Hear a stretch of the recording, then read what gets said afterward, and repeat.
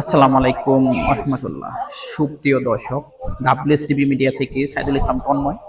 আজকে আমরা আসলে ময়মনসিংহ বিভাগের ফুলবাড়িয়া থানার বালুকজান 6 নম্বর ওয়ার্ডে চলে আসলাম আপনাদেরকে সোনালী মুরগি সম্পর্কে ইনফরমেশন দেওয়ার জন্য। আজকে শহীদুল ভাইয়ের ফার্মে আসলে আমরা এর আগে একটা প্রতিবেদন আপনাদেরকে তুলে ধরছি। আসলে আজকে আপনাদেরকে ওনার ফার্মের সোনালী মুরগি সম্পর্কে হচ্ছে কিভাবে খাবার দিয়ে থাকেন, খাবার পাত্র কতগুলো দিয়ে থাকেন, আসলে পানির পিএইচ লেভেল কিভাবে টেস্ট করবেন, এগুলা সম্পর্কে আপনাদেরকে আমি আসলে আজকে ইনফরমেশন দিয়ে থাকবো।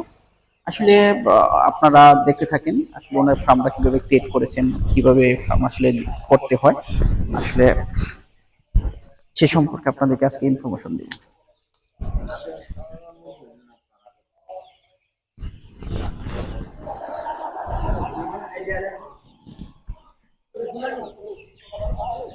আসলে যারা সোনালী মুরগি লালন করে থাকেন সেক্ষেত্রে আমি বলতে চাই সেটা হলো যে আপনারা যদি আসলে খাবার পাত্র কিভাবে দিবেন। খাবার পাত্র হচ্ছে একটা খাবার পাত্র, একটা পানির পাত্র, একটা খাবার পাত্র, একটা পানির পাত্র, এইভাবে সেট করে দিবেন। পরে হচ্ছে এভাবে দিলে হচ্ছে কি, যদি কোনো মুরগি আসলে খাবারের জন্য এই পাত্র থেকে খাবার গ্রহণ করে থাকে, তারপর পানির প্রয়োজন হয়ে থাকে, ন্যাচারাল বিষয়।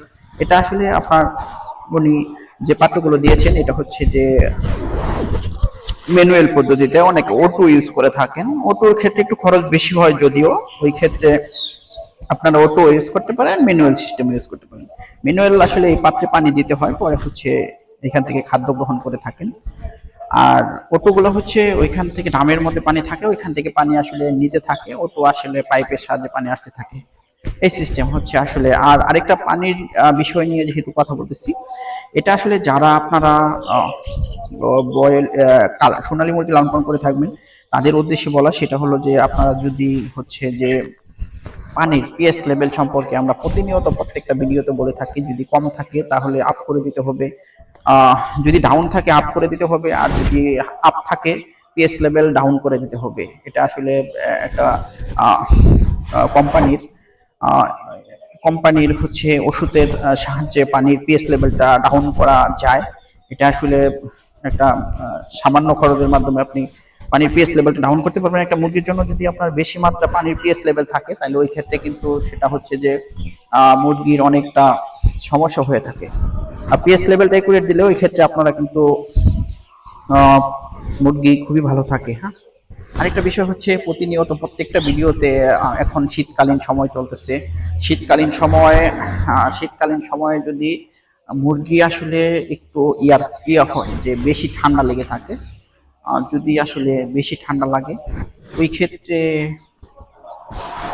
একটা কথা না বললেই নয়। ঠান্ডা লাগার মেইন রিজন হচ্ছে রুমের কত ডিগ্রি সেলসিয়াস তাপমাত্রা আছে। এটা কিন্তু অনেকে রুম টেম্পারেচার ইউজ করে না। এটা আসলে বেশি প্রাইস না, এটা হচ্ছে 3 থেকে 400 টাকা একটা রুম টেম্পারেচার। আসলে যারা বাহিরের কান্ট্রিতে মুরগি লালন পালন করে থাকেন তারা কিন্তু 10 ফিট পর পর আসলে রুম টেম্পারেচার মেশিন দেওয়া হয়ে থাকে। ওনারা আসলে কম্পিউটার মাধ্যমে পর্যবেক্ষণ করে থাকেন যে রুম টেম্পারেচারটা কত চলতেছে। যদি আসলে ডাউন হয়ে যায় তাহলে ওনারা আপ করে দেন, আর হচ্ছে আপ থাকলে ডাউন করে দেন। এটা হচ্ছে ওয়েদারের উপর নির্ভর করে, আপনার কি পরিমাণ ওয়েদার আছে, আসলে কি পরিমাণ আসলে বাহিরের ওয়েদারের উপরে কিন্তু ভিতরের রুমের টেম্পারেচার অনেক সময় একটু 2-3 ডিগ্রি বেশি কম থাকে। আমি একটা কথা বলতে চাই, সেটা হচ্ছে যদি মুরগির বয়স থাকে 20 ডেজ থেকে হচ্ছে 30 ডেজের মধ্যে, ওই সময় মুরগির টেম্পারেচার হচ্ছে 22 থেকে 24 ডিগ্রি সেলসিয়াস তাপমাত্রা হলে ঠিক আছে। তাহলে মুরগি খুবই সুন্দরভাবে থাকতে থাকে। হ্যাঁ, 22 থেকে 24 ডিগ্রি সেলসিয়াস তাপমাত্রায়। আর যদি হচ্ছে যে আপনারা যদি মুরগির বয়স থাকে 20 দিনের নিচে, 1 থেকে হচ্ছে 20 ডেজ পর্যন্ত মুরগির টেম্পারেচার হচ্ছে 1 থেকে আসলে 15 ডেজ বা হতে পারে 12 ডেজ পর্যন্ত, 15 ডেজ পর্যন্ত ধরতে পারেন। এটা হচ্ছে মুরগির জন্য, বিশেষ করে 1 থেকে 10 ডেজ পর্যন্ত 31 থেকে 33 ডিগ্রি সেলসিয়াস তাপমাত্রা পর্যন্ত মুরগির দিতে হয়, কন্টিনিউস আসলে দিতে হয় 1 থেকে 10 ডেজ পর্যন্ত। এর মাঝখানে আসলে যদিও কখনো 20 আসলে 10 ডেজ থেকে 20 ডেজ পর্যন্ত মুরগি আসলে টেম্পারেচার দিতে হয় হচ্ছে আহ, এটা হচ্ছে 22 থেকে 28 ডিগ্রি সেলসিয়াস তাপমাত্রা। তাহলে মুরগি খুবই ভালো থাকে। আসলে আমরা প্রতিনিয়ত এই সকল উপদেশ ফার্মিং যারা করে থাকেন তাদের উদ্দেশ্যে বলে থাকি। কারণ হচ্ছে মুরগি লালন পালনের ক্ষেত্রে একটা বিষয় আপনাদের মনে রাখতে হবে, মুরগি আসলে আহ, যদি যারা উদ্যোক্তা আছেন তারা আসলে যদি লাভবান হতে চান তাহলে অবশ্যই আপনাদের নিয়মগুলো মেনে চলতে হবে। নিয়ম হচ্ছে মুরগি পালার ক্ষেত্রে ভেরি ভেরি ইম্পর্টেন্ট। তো পানির পিএইচ লেভেল ঠিক করে নেবেন এট ফার্স্ট। দ্বিতীয় হচ্ছে আপনারা ভ্যাকসিনগুলো করার ক্ষেত্রে প্রত্যেকটা যারা আসলে ব্রয়লার খামারি আছেন, যারা সোনালী খামারি আছেন, যারা হচ্ছে কালার বাট লঙ্কন করে থাকেন, সবগুলোর ক্ষেত্রে অবশ্য ভ্যাকসিনগুলো ভেরি ভেরি ইম্পর্টেন্ট। এটা আমি প্রত্যেকটা ভিডিওতে বলে থাকি যে আপনারা ভ্যাকসিনগুলো করবেন। তারপর হচ্ছে বুস্টার ডোজগুলো অবশ্যই কমপ্লিট করবেন। ভ্যাকসিন তো করবেনই, বুস্টার ডোজ সহ কমপ্লিট করবেন, তাহলে মুরগিগুলো খুবই ভালো থাকবে।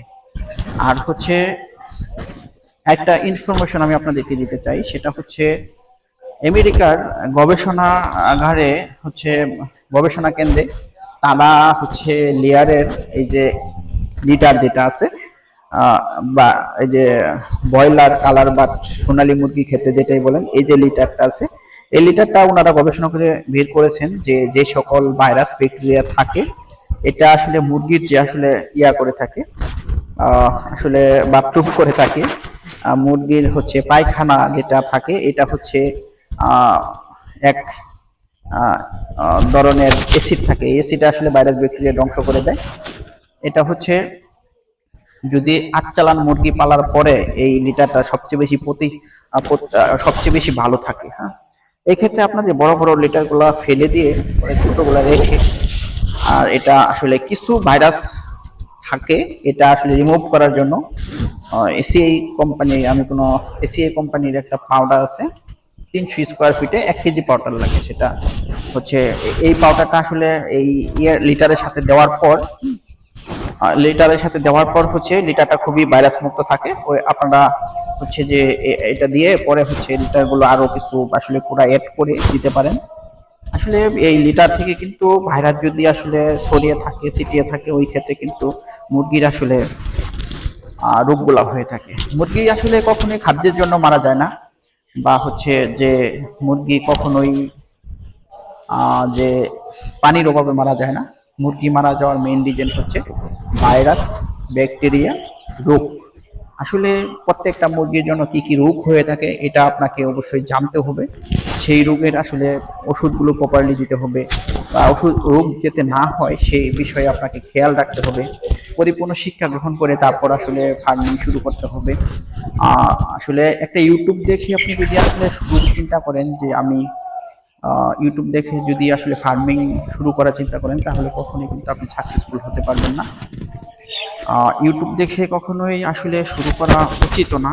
আপনার যুব উন্নয়ন থেকে প্রশিক্ষণ অবশ্যই আপনাকে নিতে হবে, যারা অভিজ্ঞ ফার্মিং আছেন তাদের কাছ থেকে পরামর্শ নিতে হবে, পরে অবশ্যই শুরু করতে হবে। তাহলে আপনারা আসলে ভালো সাইন করতে পারবেন। সম্পূর্ণ শিক্ষা গ্রহণ করে যদি আপনারা শুরু করেন তাহলে সম্পূর্ণ সাকসেসফুল করতে পারবেন। আসলে ফার্মিং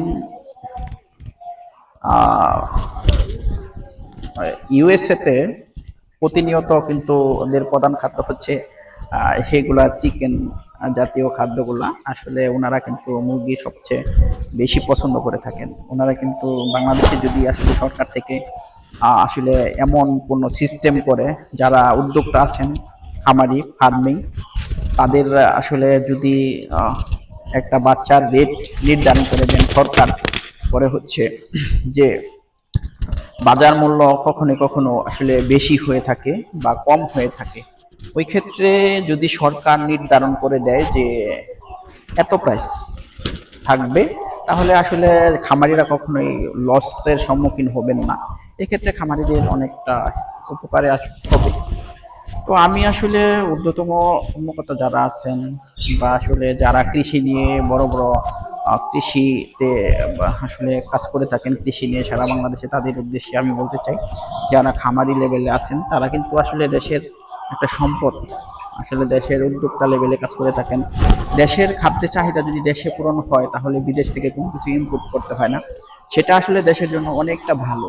আমি একটা বিষয়ে কথা বলতে চাই, সেটা হচ্ছে সরকার যদি আসলে উদ্যোক্তা যারা আছেন তাদেরকে সাহায্য করে থাকেন, বা হচ্ছে মুরগির বাচ্চার মূল্যটা যদি আসলে আহ, এক করে থাকেন, বাচ্চার মূল্যটা আসলে নির্ধারণ করে দিলেন যে, তাহলে আসলে আবার মুরগি বিক্রির ক্ষেত্রে যদি প্রাইসটা যদি একই থাকে, সরকার সিস্টেমে যদি প্রাইস থাকে তাহলে বাড়বে না কমবে না, ওই ক্ষেত্রে খামারিরা আসলে লসের সম্মুখীন হবে না, প্রাইসটা একই নিয়মে থাকবে। কখনোই খামারিরা আসলে যখন মুরগির প্রাইস বেশি থাকে, যেমন এখন মুরগির প্রাইস যদি বেশি থাকে তাহলে বাচ্চার প্রাইসটা ওনারা বেশি করে দিচ্ছেন, মানে যারা বড় বড় কোম্পানি আছেন তারা বাচ্চার লেভেল বেশি করে দিচ্ছেন। বাচ্চার লেভেল আসলে যখন মুরগির প্রাইস বেশি থাকে, তখন যদি বাচ্চার প্রাইসটা বেশি থাকে তাহলে ওই ক্ষেত্রে কিন্তু খামারিরা মুরগি নিল প্রাইস বাচ্চা বেশি দিয়ে, তখন কিন্তু বিক্রি করার সময় যদি মুরগির প্রাইসটা কম থাকে ওই ক্ষেত্রে কিন্তু তারা অনেকটা লসের সম্মুখীন হতে হয়। এই ক্ষেত্রে যদি আসলে সরকার এই বিষয়ে আসলে হস্তক্ষেপ করে, বা সরকার যদি আসলে এটা একটা মূল্য নির্ধারণ করে দেয় এবং প্রাইস নির্ধারণ করে দেয় মুরগির, এই ক্ষেত্রে কিন্তু অনেক ভালো হবে, যে তাহলে লসের সম্মুখীন হবেন না উদ্যোক্তারা, নতুন উদ্যোক্তা আছেন যারা, পুরান উদ্যোক্তা যারা আছেন। আজকে ডাব্লিউএসটিভি মিডিয়া থেকে এই পর্যন্ত ইনফরমেশন দেওয়া ছিল। ভবিষ্যতে আমরা আরো সুন্দর সুন্দর শিক্ষণীয় কথাগুলো এবং আপনাদের যে সকল বিষয়ে কথা বললে আসলে আপনাদের ফার্মিং সম্পর্কে উপকৃত হয় এবং উপকারে আসে, এগুলো সম্পর্কে আপনাদেরকে সমস্ত ইনফরমেশন তুলে ধরবো। সকলে ভালো থাকবেন, ডাব্লিউএসটিভি মিডিয়ার জন্য দোয়া করবেন যেন আমরা সত্য প্রতিবেদনগুলা এবং আসলে যে প্রতিবেদনগুলো দেখে মানুষ উপকৃত হয় এরকম প্রতিবেদন তুলে ধরতে পারি, এবং দর্শকরা যাতে উপকৃত হয়, এটাই আসলে আমাদের উদ্দেশ্য। আর হচ্ছে সৃষ্টিকর্তার দোয়া নিয়ে শুরু করা, এবং আপনাদের সকলেরই দোয়া চাই ডাব্লিউএসটিভি মিডিয়া যেন সারা জীবন আসলে আপনাদের পাশে থাকতে পারে, এবং ডাব্লিউএসটিভি মিডিয়া যেন আপনাদেরকে সবসময় সত্য ইনফরমেশনগুলা দিতে পারে, সেজন্য দোয়া চাই। এবং সকলে দোয়া করবেন, সকলে ভালো থাকবেন, সকলে সুস্বাস্থ্য এবং দীর্ঘায়ু কামনা করে আজকের মতো ভিডিও এখানে শেষ করছি। সকলে ভালো থাকবেন। আসসালামু আলাইকুম ওয়া রাহমাতুল্লাহি ওয়া বারাকাতুহু।